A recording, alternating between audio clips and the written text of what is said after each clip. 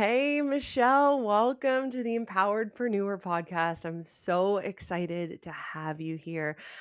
We actually met like years and years and years ago. You wouldn't remember because you were in full like queen bee worker mode, selling your stuff, doing your thing, and you sold me on your product. Here, Did I I really? have it right here. Oh my gosh.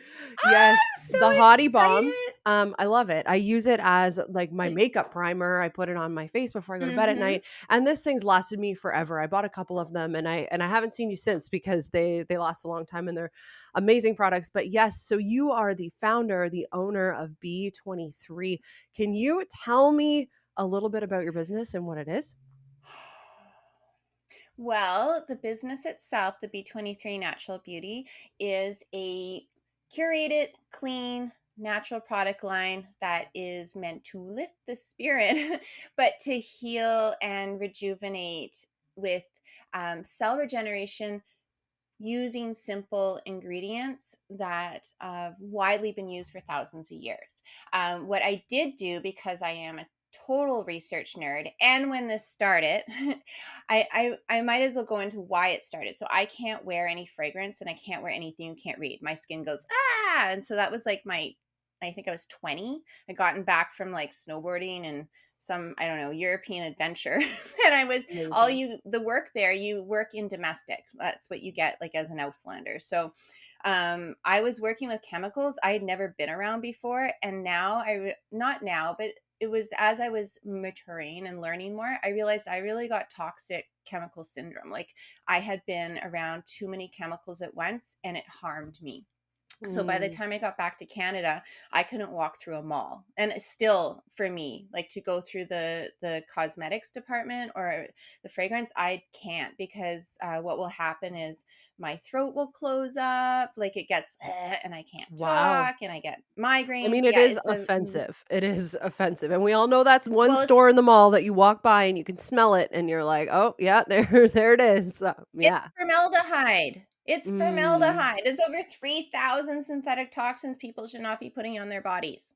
But mm, besides that, um, I had to so I started researching it and realized, wow, yeah, these are really not good toxins. So all my 20s used nothing, but then when I got into my 30s, I had kids. I was like, okay, I am starting to notice, some wear and tear. And I ride motorcycles, I snowboard, I'm outside all the time. Like we're very outside doors people.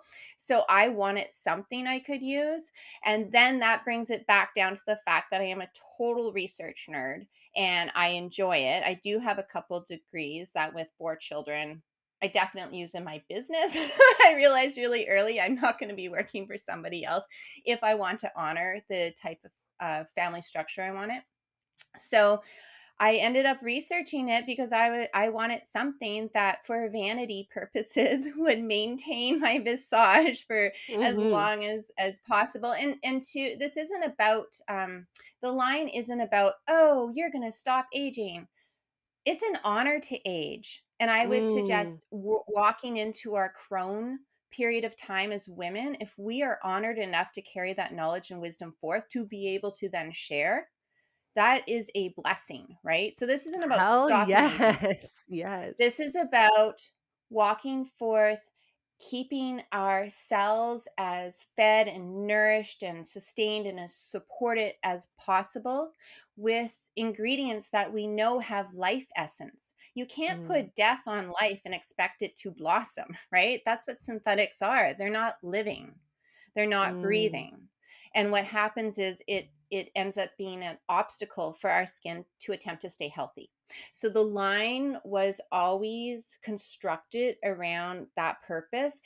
Also, though, my product line and my business was always meant to be able to provide a quality product to our mass community that maybe can't spend $200 on a cream, which I would say most of them are water filled with like synthetics and probably not worth $200 you're paying for the brand. absolutely. However, um and there's good, you know what, there is good natural products that are on a top line price point. But my goal was, as a mom who had 4 children and then as a divorced mom with 4 children, I wanted to be able to provide a quality product that was at a price point that someone like me could purchase. And then it does go into the ideal that there was an education platform. So I can be, I think, I've mellowed out, maybe. If you talk to other people, be like, yeah, no. But when there's something I think is important and I'm like, what do you mean they're doing this? I did go to a bit of a rage place. So when I found out, so my offering as a business and an entrepreneur was to create understanding out of potentially not just the toxic ingredients, but the toxic environment that the beauty industry has created for women and men. 30% of my customer base is men, but especially for women, because they sell you this, oh, you're not enough right now. And you can be prettier if you use this. And then when you buy into it, you actually buy something that does not make you prettier. It poisons you. And then Mm, essentially, if you have procreated humans, it's going to poison them. And then when you all wash that off into the water table, you just poisoned our planet and our water system. So mm. I was pretty angry about that. But if you're ranty at people and going, you're all dying, nobody wants to listen to you. The No, and people's I've eyes cloud learned that over. too. I've learned that too in wanting to empower people and help people because what got me into my line of work and podcasting and helping people launch their businesses was having that awakening to like, holy crap, look at all the stuff going on in the world. And you go to that dark place. I have been to Ooh. many dark places, but exactly, you're right. We can't just drag people down with us. Like that's not going to help. That's not going to like with being a business and being a coach and wanting to help people, it's like you have to show people the areas where they can win. You have to show them where they can have their power. And that's what I think is so good about the products that you've made is, yeah, we can sit there and talk about how the beauty industry is toxic, which I meet you there. But then the beautiful part is like you're actually just out there and doing something about it. You've made this product where people like myself, also a mom with young kids, can go out and do something, put something on my body that I feel good about. I've actually you had a bum cream like for babies too that I've used for my kids when they've had diaper Mhm. rashes or just to protect them. And I know I'm empowered in that because I'm like, you know what? I've bought a good product. This isn't doing harm to the planet and it's not doing harm to my babies and I can feel good about it. And that is what I really admire. Well, that's raising the frequency, right? And when I Mm. started this, I mean, I had, 4 kids running around and everything. Essentially, the abstract understanding was there, but maybe not the way I can clarify it now. At that point, I Mhm. was doing my, don't you understand what butylated compounds are? And people are like, please And just people are step just like, away. "Unfollow, unfollow." They're, Like, I don't they're wanna like, know, well, I don't I care, wasn't like, even on social then. That was like my yeah. community and my whatever. But what I realized is most people are actually benevolent creatures. They really are. Yeah. And the reason it's hard to tell someone that, you know what, that's actually really toxic or that is not conducive to a healthy planet or space or community, people get really upset.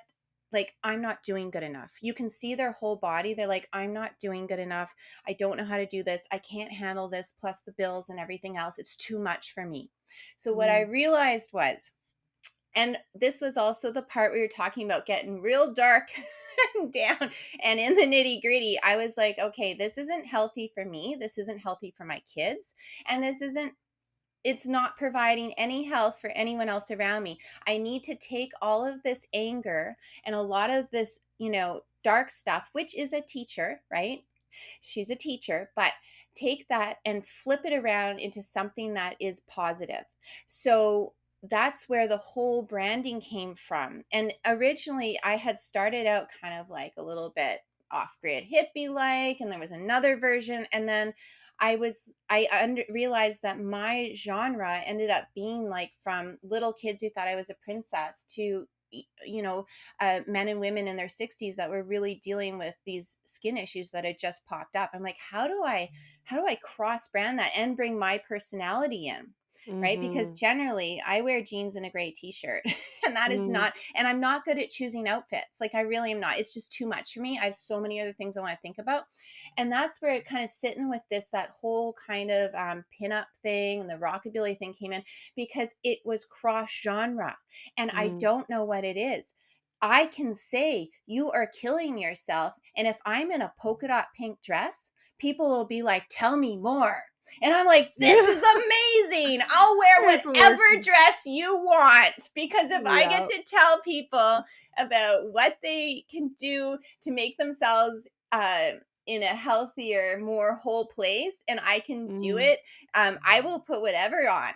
I mean, it's nice, Yeah. that it covers everything too. But the point Yeah. is, I was like, this is like a magic formula. So that's the part about business and entrepreneurship that a lot of times when we find something that's successful and that works, they didn't follow a formula. A lot of times it's No. us getting in there, being aligned, and then listening to what our personal expression is going to be of that idea. So I Mm. started out with wanting a platform like a soapbox that nobody ran away from. And they allowed me to put little seeds in. Like, I think I was Mhm. talking probably about Fukushima and nuclear power when I started. Literally, as long as you have the polka dot dress on, you can say anything and people will want to listen to you.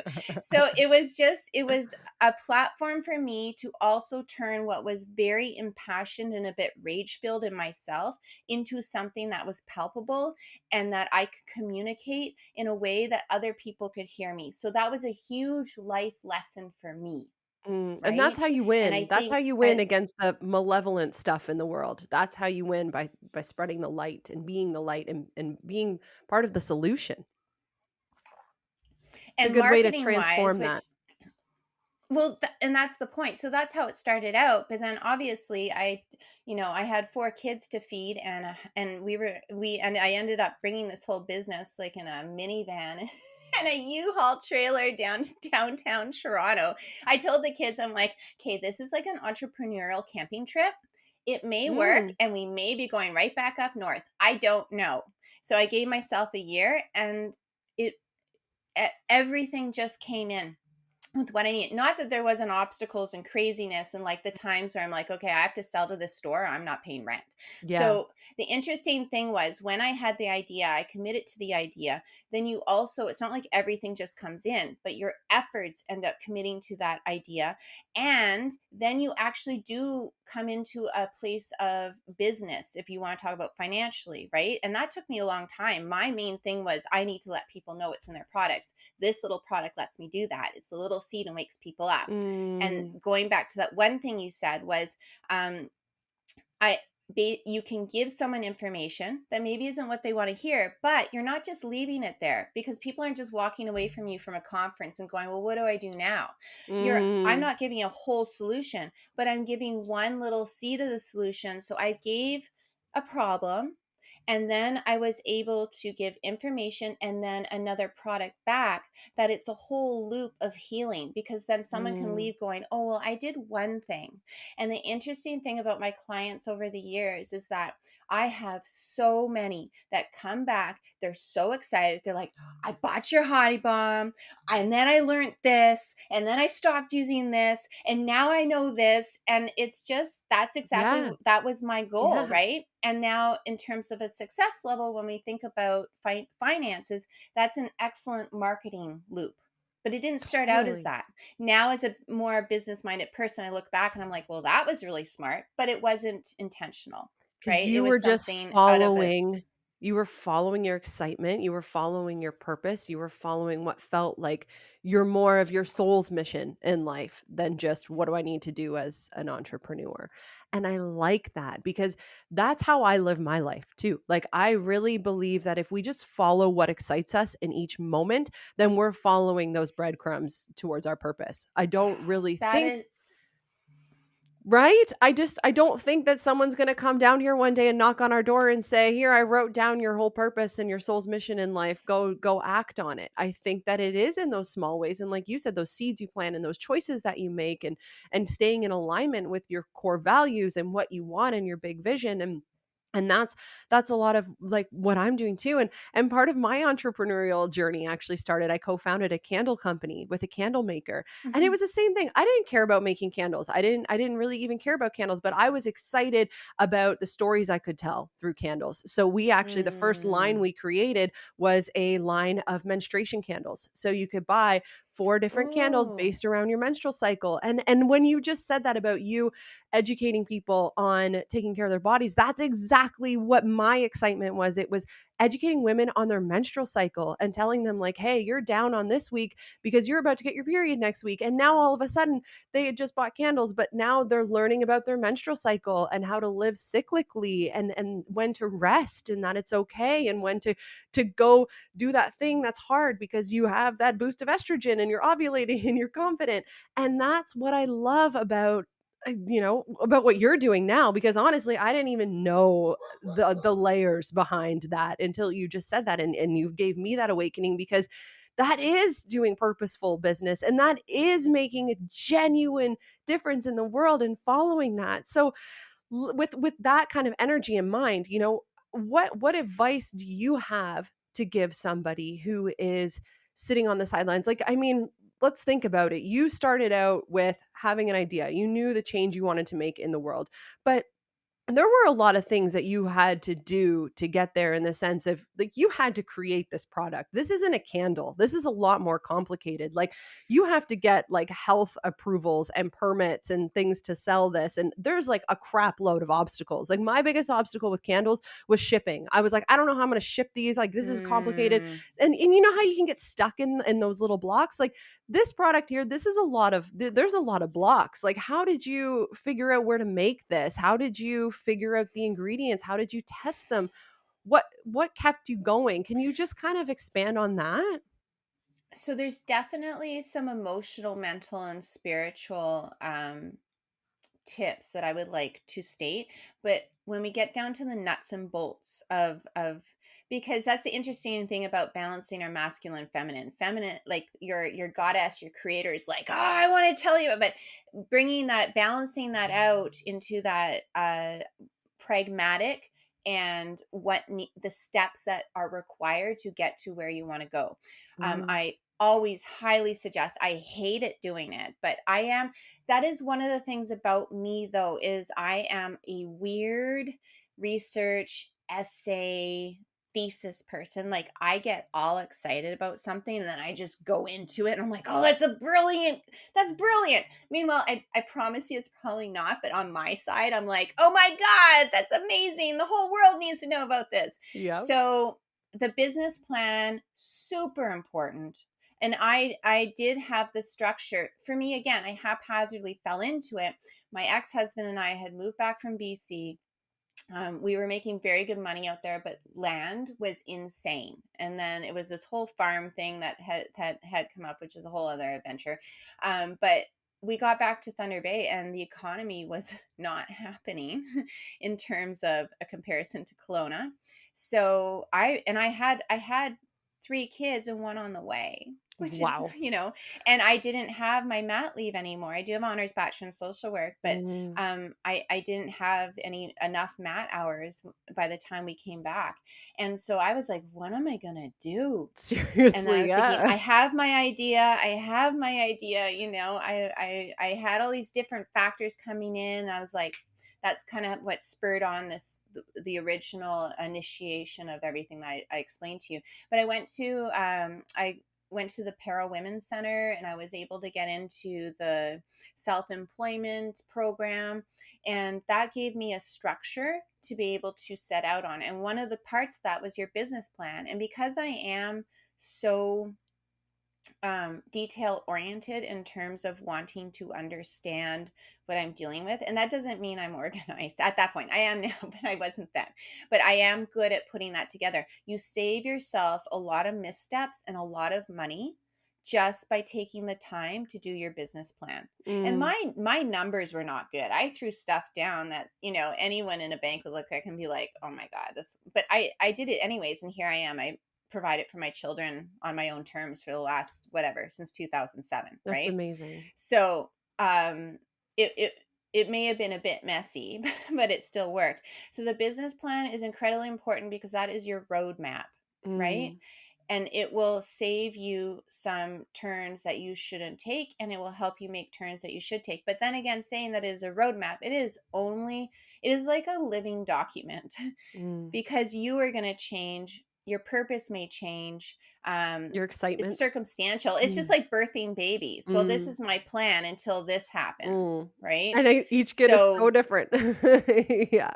exactly. So making your blueprint and your ultimate vision, we know in anything we do in life is very important. Mm, And I also, at this point in time, see entrepreneurs as energy alchemists mm. because we simply are taking an idea from the ether that's, "Oh, I'm going to grab this idea," and we give it structure, much like you did with your candles, which is such a beautiful offering to your community because very much within our Eurocentric makeup, we've taken out how to deal with these con uh, abstract ideals or abstract content in tangible forms. Humans are dealing with so much on the regular.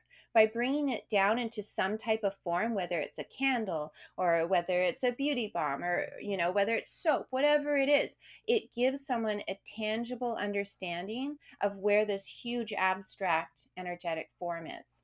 So Absolutely, yeah, because that's when we if you look were at to the try to business plan like that, that's very mm. important. Exactly, because if you were to try to look at everything as, like, you need to know why, like, so when you're following your excitement, so for me with candles, I knew when I was co-founding this candle company, I knew that wasn't, like, my purpose in life and my mission, and I knew that wasn't gonna be my forever thing, and I'm glad that I didn't let that stop me because I did have this voice in my head that was like, "Well, don't waste your time, like, you don't wanna own a candle company forever," but then I was like, "You know what? No, like, I'm excited about this right now, I'm gonna do it."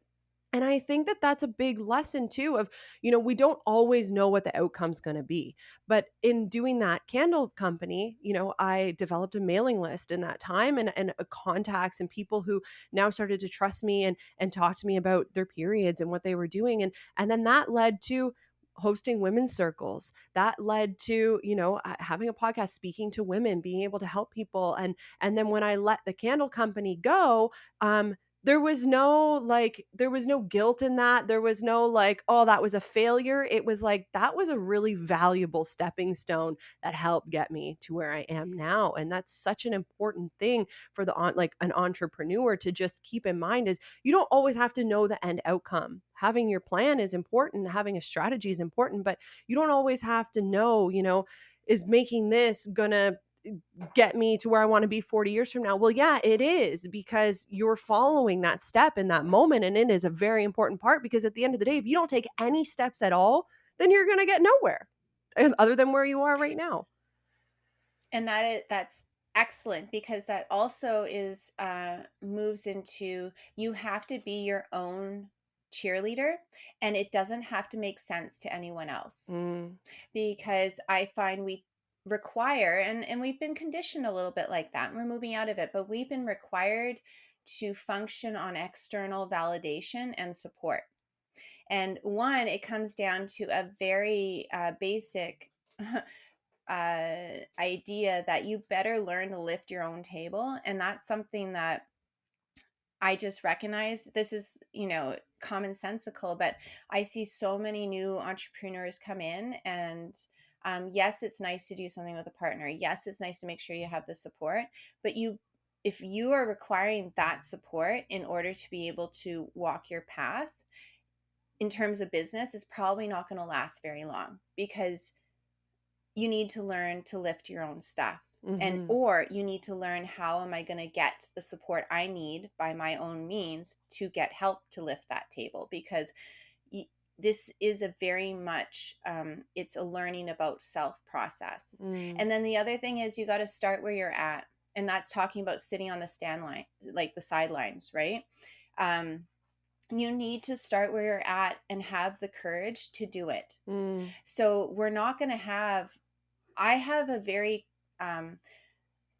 I started out with a very large view on things, even monetarily. And then I got um a very good understanding of how we incrementally grow, and things are timing. So there is the understanding that nobody else has to understand where I'm at. I know where I'm at. You do need to know your numbers. I mean, for me, for the first part of that was probably like, is everyone fed? Did we pay rent? Which is not, if you talk to a billionaire or someone who's taken marketing or business in university, they'd be like, oh my gosh. For me, that's where I It's started. true with Did I pay candles, we rent? Is started everyone out fed? that way, yeah. It was And like, do now we I have enough money to understand. buy more jars and to buy more wax and oils and, like, can we sustain this? And then you figure it out, right? And you get resourceful. So starting where you're at is very important because nobody was giving me a loan. I had to get I got 2 very high interest loans because banks would not loan to me. So that program was great. You started out, but you actually had to make sure you ended up getting the funds independently to start the business. And if you didn't get the funds, then you didn't get those residual payments for starting the business. Mm. So that I that's the other part is faith. I think entrepreneurs have to have a huge amount of faith that their idea will be supported and it will result with a reward. So I still remember that week. I'm like, where is this money coming from? I did this plan. This is insane. So then you start out on that, and I did get this is the support part by the people we love. We can't depend on the people we love to be supporting us the whole time. I'm very blessed that I got some support in the beginning, but you better figure out how you're going to be resourceful beyond that, because I can tell you, and you will probably know this, or this is my experience. People are excited for you for about the first year. And then if you don't end up on some ridiculous reality show or a billionaire because some celebrity finds your product, oh, well, then it was not a success. Oh, nobody's interested slapping your tables for you anymore. It's a really, but this is a strange There's conditioning, also I think, some people in your inner circle who subconsciously don't want to see you succeed because they feel like they're not chasing their dreams and they're not succeeding. So for you to do that could be painful for them to see. There's a lot of jealousy and stuff too. or you're doing it on your own terms. We, Mhm. we are we are in a humanity shift right now where Mhm. we're breaking away from this conditioned understanding of what life is supposed to look like, who you're supposed to be, and how you're supposed to pursue that. And entrepreneurs are very brave and courageous in that sense because they do break away from the fold, and we're going into a bit of unknown territory as to how is this self going to express itself through this idea. Mm. And that's really what you're dealing with. And it takes you I if you do follow through with that entrepreneurial life path, not everyone is meant to, but if you do, the amount of wisdom and confidence and uh, core values that are set into you is phenomenal, because you are asking yourself to create something out of essentially the no thing, right? Out of that no thing That thought area. in your head. And that can be daunting. But if you keep going, this is the other thing. If you keep going, this is what I tell people. People come to me all the time at markets and stuff. They're like, "How do I start?" And I think my product, the thing I'm interested in is saturated.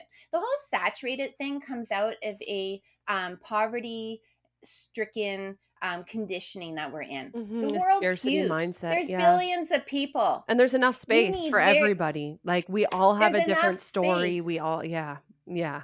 Not everyone likes your shtick. Not Mhm. everyone wants what you're selling. We could But both I be can selling tell the you, same thing, and we're gonna attract completely different people, and that's okay because there's a market for them all. Yeah. and if you keep walking forward, if you keep doing your job, if you keep putting your efforts, even if it takes longer, it's going to reap, you will reap the rewards. Mm. And that is just that. It's a It's a fact. Yeah. There's no other way. It has to work. You have to Mhm. be open to all the different things that might come in, Mhm. not very rigid. I mean, that's my issue, is that this is how it's happening. This is how it's going to look. This is, And and I've that I been had to there. I've let been go of stuck that. on those ideas, and you get stuck on the path there, but not recognizing like you have to release, yeah, those expectations, because sometimes the thing that you think is going to get you there is totally wrong. And then sometimes it's just that unexpected thing that knocks at your door or presents itself, that other opportunity that's like, it's the detour that is ends up being a shortcut, you really can't be attached to those outcomes and the expectations of getting it. And staying in your own lane, which Yeah. is very hard for many of us. And this is what I would suggest we're doing right now, is we are breaking generational cycles of how we have lived, communicated, gathered, expressed self. So that Mhm. means our potentially our job right now is it's a little bit more hairy carry in terms of how it's going to be showing up, but as long as we keep walking through it, we are working out those toxic cycles. And staying in your own lane is super important, because yes, you need to. I remember the moment where I finally, like, ego dropped away, and I was able to observe others around me and look to them for help, or look to them for inspiration and to support. How do they do things? How do Mhm. you do what you do? I like what you do. How do you do that? And you have to be Mhm. at a certain amount of emotional health and intelligence to be able to do that. But at the same time, you stay in your own lane, because you have your own timing, your own purpose, your own value set. You can't compare yourself to where somebody else is at. And I have met so many people globally by this point.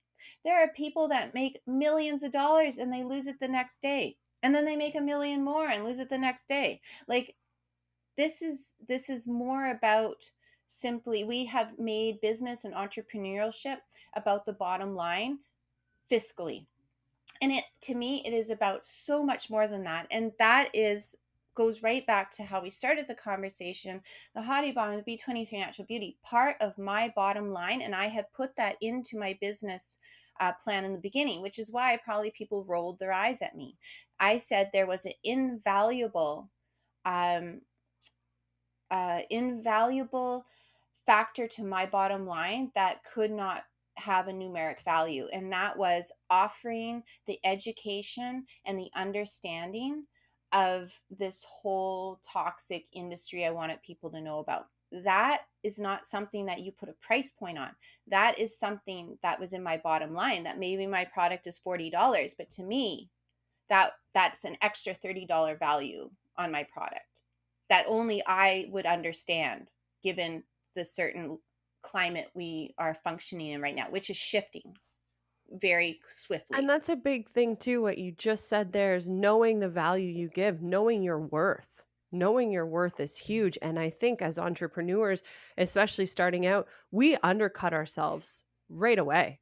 Right away, especially with coaching. I offer coaching programs, and in the beginning, starting out, it's like you easily want to Mm. just charge like just such a small amount, and especially if you really do enjoy what you're doing, because you're like, oh, this is fun, I love this, I just want to do work. But recognizing you have to know your worth, you have to understand, you're not just charging for, like you just said, like this, $30 of it might be the education, but also the fact that you created this product, and you can't just go buy this anywhere else. Like, there's a lot of knowledge that's gone into that. And that's an important thing. Well, it takes a certain amount of maturity, and then again, that's that growing through however you're expressing yourself in life. And I think, given my observations and my current experience in this human life as women, it is a difficult one for us. And I am very lucky to have a lot of male friends that have supported me in my ideologies over the years, and they will be the first to say, this is what my value is, Mhm. and they have no qualms about it. And it's very scary when you first do it, right? Mhm. But when I first I so it's twofold. in terms of business. So, one, putting your value on something is telling the universe, this is what I am valued at. And if you keep your value there, you have to do your experiments. If I put it at this, how are people responding? If I put it at this, that's understanding your market, right? Mhm. But you do initially have to say, what am I worth? Because that's what I expect to come in. And it may not come in the way you think it's going to, but it has to come in. And there was that confidence level, and it was very cool. The first time I was like, no, this has to be raised by this much, because this is not valuing who I am. My sales went up. Mm. So that's the other thing. That's why a lot of companies, and that's always been a struggle for me, because people think if I spend $200 on something, the value of my investment is much greater, so I should be doing that. Mhm. So that's always been, I've kind of been on that fence of, how much should I, so people understand the quality of the product they're getting, versus my initial mission of offering a high quality product to a community that I really want it to be healthy. Mhm. So that has Moms, not always been yeah. clear cut for me. Yeah. Um, yeah.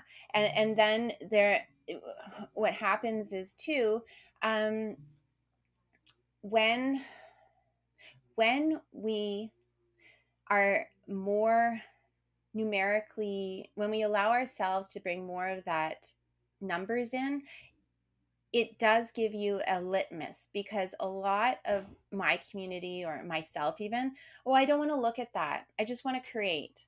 And it's just like running. So, and this is a twofold one. It doesn't matter how fast you go, it doesn't matter how good you are in compared to someone else. It matters, are you improving? So I am like a small bulldozer running. Like my 17-year went out for a run, 10K, a minute under what I do. I'm like, what? But the point is, I improved so much. Oh, I just kept going. I just kept doing it. And then all of a sudden, I'm a minute faster than I've ever ran before. Mm. And I was like, woohoo!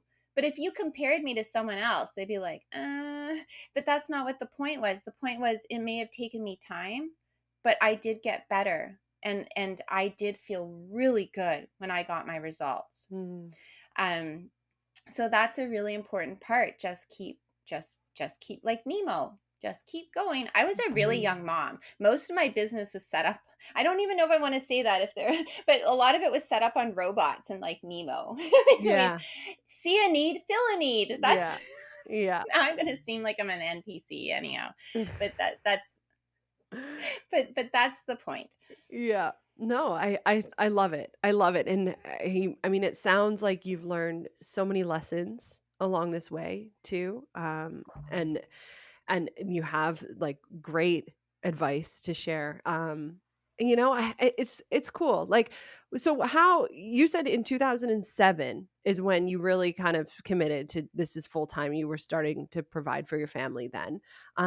So how have you scaled things now? Are you still a one woman show? Where are your products made? How has your business expanded since then? I'm really glad you asked that. So first, part of that whole mission statement was that I recognized, if I had stayed in the current structure of community, I would not be able to raise my kids the way I wanted to. And I felt we're not necessarily in a healthy place for raising family. That our current business structure and the way that this monetary system runs, it's not conducive to a healthy family. So it was hard for me, because I can be quite type A actually, where I'm like, this is the result I want. This is what it should look like. And I really had to let that go, because I had written actually in my business plan that I was creating this business in honor of where I was as a mom with my children. And what that means is, um, there was a lot of action and responsibility that takes out potentially from me creating this vision I wanted. But I really kept that affirmation in my mind that I am doing what I can at this point in time with all of this other responsibility. And now it's so interesting because there's all these things that I was thinking, oh, I should do this. I want to do this, but I didn't have the space. And now I have, they're young adults. So I raised them through this business and now they're young adults. And all of a sudden, it's this amazing time in my life where I'm like, oh, I can do that. Or this idea comes in and I'm like, oh, Yes. wait, I don't have to drive anyone to anything. I can get it done today. You're giving me So hope because I have a my 4-year-old business, and a 2-year-old, so yeah. so we need to allow ourselves to grow with the seasons we're in, and that is Mm, okay. mm. We have been taken out of this organic growth and put into this idea of, well, this is what success looks like. You need to choose what your own success is. And it's not easy because you people, they you come into conflict all the time with different worldviews. That's why reminding yourself, what are my priorities? My priorities were that if my child can't go to school, they can come to work with me. And I have been humiliated many times. Like I was at the Thunder Bay Farmers Market, and I at that time I paid my son a loonie to to help me out. I mean, he was at this he was so tiny at that time. I think maybe he was 3 or 4, and he wanted his loonie, but I said, no, honey, I need that for my float until we make our first sale. And so a customer had come in and he was standing on the back of the counter. Like I had set it up like a faux kitchen. And so the customer came in and he was watching us talk back and forth about the product. And then he leaped like a small 8 child and wrapped his arms around my neck and flung down in front of me into the customer's face and said, buy a product now so my mom gives me a loonie. I was like, I was dying. Oh my I god. was dying. Yes. Um, the Honestly, though, I funniest thing probably is, would have bought the product if I were the so customer. so the customer bought the Yeah, product you're damn right and they she did. said, oh no, this is like, you're the soft sell and he's the heavy. It's Yes. okay. I was going to get it anyways. But I was mortified. So I take these things Of because I'm a bit course. ADD and I Yeah, dwell. And I was like, these were mortifying events for me to go through. of Or my course. kids would make like bunk beds underneath the table. So I at one time they had grabbed the client's like ankle, and I was like, I am so sorry. And but Sorry for the these are the gremlins under the table. these are the things that we, and I brought my kids to like Rotary meetings, and that Wow. was the whole it's a funny story, But but it shows your that I will. determination and that you did not let being a mom stop you because you And also can though, let that get in these the were way. lessons for my children. Yeah. These are lessons because I've traveled a lot. And when I was really stuck in the situation of, well, somehow I made these 4 humans and I still have to go to work, I thought about a lot of the families that I met when I was in India and, different parts around the world. And the whole family went to the market. Mm. Those kids were excellent salespeople. They were resourceful. They knew how to provide for self. They had autonomy. And so it Mm. wasn't just about determination. Yes, I was determined because I wanted to pay rent and I had this, it was going to get done. But it was also a sense that I'm going to work through the mortification because I know these are lessons I want my children to have. And not everyone was doing that. And there are times that no, you don't want children at the table because it is hard to discuss certain things. Mhm. And but that's the balance. Those times are actually quite rare. I Mhm. mean, I'm at a time, this door, there's a big sign on it that says, recording in process. Do not come in. Stop. Yep. Love, mom. Yep. Because that door, even if that sign was on there for years, there'd be a head popping out. I'd be like, Mhm. I'm so sorry. But that was my why, that I can, and I was able to be there to bring them to school to do the stuff. It was a hustle. It was a very, very long process, and it was a hustle. In terms of teams, I have found, to be quite honest, I have wanted to partner, but it just was never aligned. Mhm. It didn't end up working. I have actually partnered at one time and like the whole world fell apart and then they had to leave to Portugal. So it's just interesting that that just doesn't seem to be in my books. So what I have done as a small niche company is I'm subcontracting. You have a demo team. Oh, this is actually a very good lesson. So yes, I really was doing, so I do my marketing, I do pay for some support, but I was doing way too much.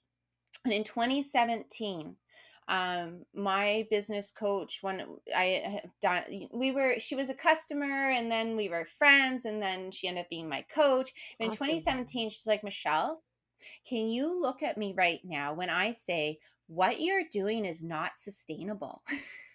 And she's like, you need to shift your business model. But I was too scared because I was downtown Toronto in a condo, had these kids, I had, payments, and I knew how to make my money. I knew how to make my money in that old The business safe model, and way, I was the too safe scared way. to shift. Yeah. And there and so what happened was I didn't stop doing that business model. And in January 1st, 2020, I had a massive, they don't even, I won't get into the whole other thing, but essentially it's a CSF fluid leak. So my brain stopped floating. And I was pretty much bedridden almost on and off for a year. Wow. But I was in the hospital. I can't, I'm seeing double. My eyes are like this. It's like I was this plushie that was pushed down too much. It So your was body terrible. did not I can't, agree that you needed my to. body was done. So that year, I had 3 different massive trade shows. I think I had gone probably some other TIFF and then Oscar thing. I'd done all these things, and there was one show that I thought I wasn't going to get into. I was on the waiting list, and then they called me back and said, Michelle, we'd really like if you could come. And I was like, and I looked at my year and I thought, that may not be humanly possible, but I'm going to do it anyways. So I think for me and my theme in life is that my motorcycle, my car, my body will get me to the end point before it dies. It always does. It always pulls through, Mm, but then it will collapse. So I had the best business year ever in 2019. I was celebrating. We were like at the Russian bathhouse, like, you know, it's our sauna place anyways. I highly suggest a sauna in Toronto. But anyhow, um I we had this huge layout in front of us, like fish and food, and I was like, I'm amazing, I did it. And right when I did that, all of a sudden I was like, hey, I don't think I feel so good. oh, And I thought wow. I had a flu, but it wasn't. It was that my brain stopped floating. So it was, and then I got into the hospital, as a whole other thing, but I phoned that business coach from the hospital. I said, remember that pivot you said I needed to do? Because I don't have anyone else paying my bills, right? I still had to figure out, how am I going to work from my bed? So how interesting was it that it's a great lesson for people? Maybe you don't have to do what Michelle does, which is like go into the war zone and beat yourself up and come out the other side, like, uh, I don't know, whichever Know is when to soldier. hit your limit or just know when it's time to outsource, right? Well, to outsource and to allow yourself to grow, because you will be put in the position to make that pivot no matter what. Mm, So it was a year that, there was challenges, and I had to learn, but I started to make those pivots, and I hired some important people. And now I use a demo team because I didn't like doing those. Part of the thing is, you just, that whole idea that just show up, that's a huge mantra for me. You don't mhm. want to do it, just show up, because often when I get there, I know, oh, I was supposed to be here. Like 80% of success, or maybe 90, is just showing up. Whether you think you're ready or not, or whether you are what you think you're supposed to be at that time, just show up.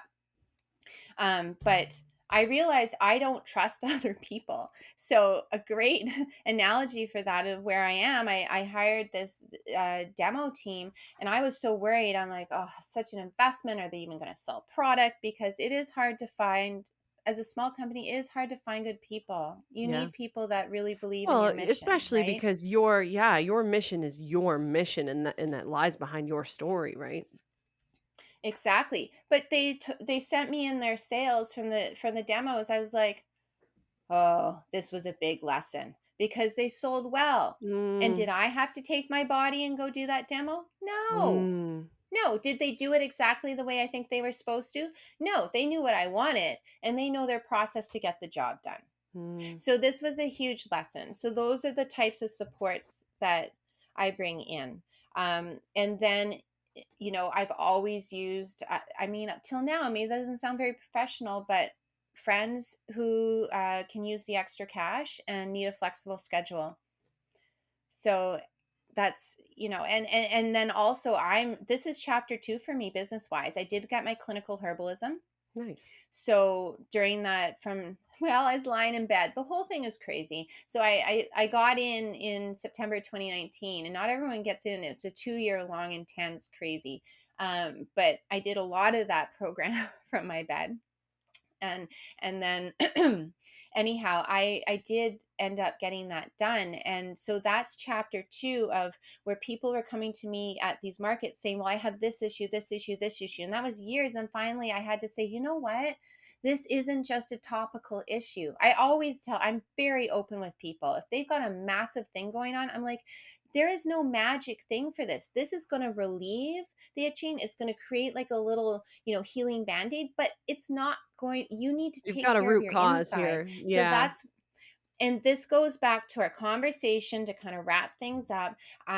You have to allow yourself to grow and express that idea in ways that are aligned without putting stops on it, because the clinical herbalism was my next evolution in life. So yes, my product line pays the bills and all of that. This is a new chapter too, but I am so excited now because I've kind of outgrown, just wanting to give someone a product. I never did that anyways. I gave someone one product, but it gave me an in to be able to say, did you know about dandelion? Are you doing this? So and then that's also valuing self. I was giving too much of myself and too much value for what I was getting in return. So how do you work on that? Oh, well, then you expand and you get the resources that now you can charge what what your value actually is worth, Mm, right? Because now I feel that I am better expressing that value in my business because I took the time to invest in self, and now I'm in a clinical herbalist situation where you're working into being a practitioner. amazing. So my business has grown that way. And then in terms of I am collaborating. Like I just moved back down. So we have a homestead upside, like outside Thunder Bay, Ontario. Originally, when I was in Toronto, I was in the Parkdale Flea Artisan area. So we all have little area that's not there anymore. And then obviously I excommunicated Toronto for a while, and I went up north. We have a homestead. So I mean, large barn, massive resources, very cool shop, all of that. However, again, because of my priority is still to my child. He did not particularly, after being raised in Toronto, do enjoy Northern Ontario as much as I thought it would be a good experience. So we are back in Southern Ontario, and now I'm in chapter 2, and now I'm getting my footing and my grounding. Um, in terms of what do I want this to look like? What space do I want to be in? Right? Instead of just renting an industrial kitchen, I want to see what this vision is going to entail, but I'm in a new creative part of it. So Mm. I'm not sure. You'll have to check back in with me to see where Congrats. we That's a end good up place with to that. be. It's a good place to be. Yeah, Yeah. that's exciting. There's just limitless opportunities. So right now with B23, if somebody goes on your website, what products do you have Mhm. available right now for people? What can you recommend that someone tries? Well, you know what's so funny? My bestie up north, and this is again about valuing self. I walked into her, so we were doing work together, and we had a farm, and we were opening the office there in the clinic. And she looked at me across the desk. She's like, "This is the first time I actually had someone to be able to mirror back to me." But she's like, "How many SKUs do you have, Michelle?" And actually, I couldn't tell her, and that is understanding how much I still, after all these years, was not valuing self. Mm, So I can tell you with the 2 new additions, I have 25 SKUs. And really a SKU being a product, right? a SKU being a product. And I'm very excited about the evolution of things. I just put out a lymphatic flow and fortify body oil, and I made that more within my understand. I've always done this, but it was very conscious in terms of we're working with frequency when we're working with plants.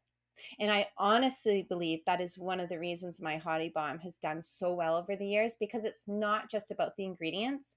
It's about understanding that we are alchemists and we are bringing in this intention and these frequencies into the product, and it feeds it. And Mm, then that feeds people's cells, right? mm, And really, you have to, whatever the priority is, there are some very good products that in general get excellent results.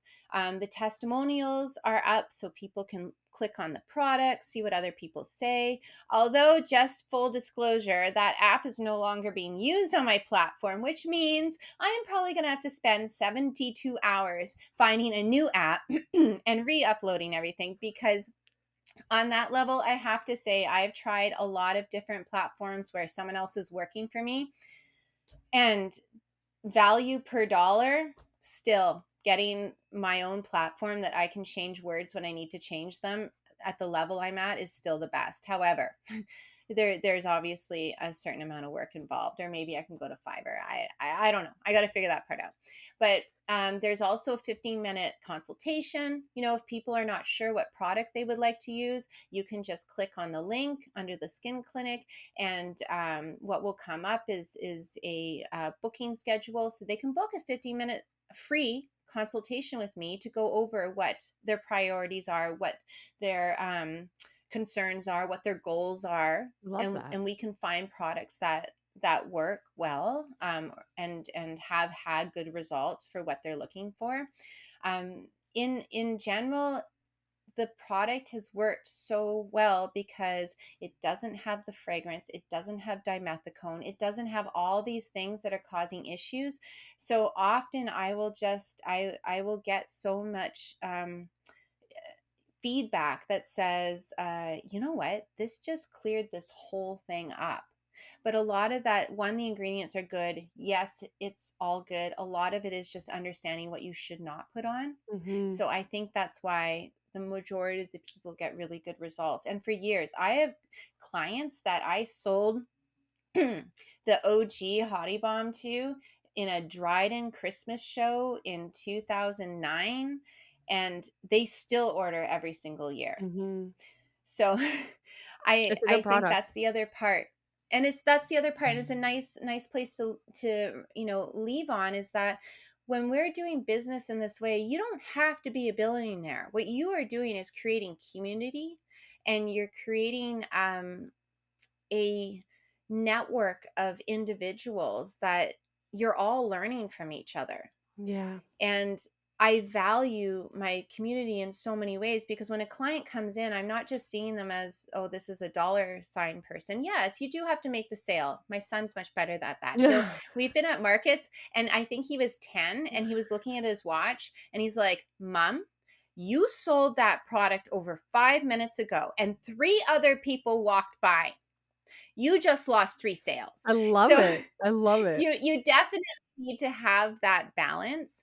But I have looked at this as my personal building of community and abundance, through looking at every person as a teacher and a person to that we're coming in contact with. And it's always been so much more than just a fiscal bottom line. Mm, And I think that has ultimately, I'm sitting here talking to you, how many years later. So for me, it has been a success, and you don't have to be a billionaire to have success. My mm. bills are paid. My I feel really good. You're fulfilled. So I feel fulfilled, and there is no amount of value you can put on that. That is priceless. Mm, yeah. Yeah. Do you ever think about what you would be doing if you didn't do this right now? No, Good. Good. no, This is it. because This is what you wanna do. This is well, I don't, I just, it, it has given me the freedom to express all these different parts mm, of what makes me happy. even if it's, I mean, I get totally excited about doing photography projects. Like, I get so excited. My photography friends really get scared though when they see my name come up on their text. They're like, "Oh God." So I'll be like, "I got this small idea." And then it turns into this massive thing.